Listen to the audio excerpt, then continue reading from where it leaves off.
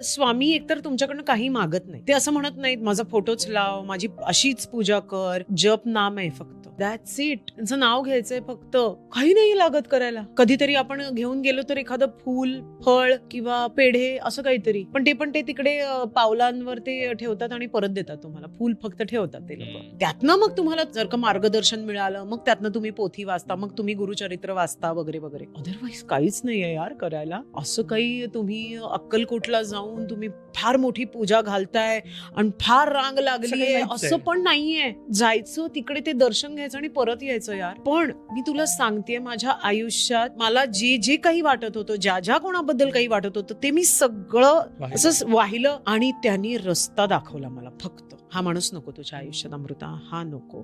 त्रासही झाला मला, ती माणसं गेली तेव्हा. पण मला आज कळतं, हो भाई करेक्ट आहात तुम्ही, करेक्टच आहात. हो बरोबर आहे. नाहीतर मी काही बनवू शकले नसते माझ्यासाठी, काहीच करू शकले नसते.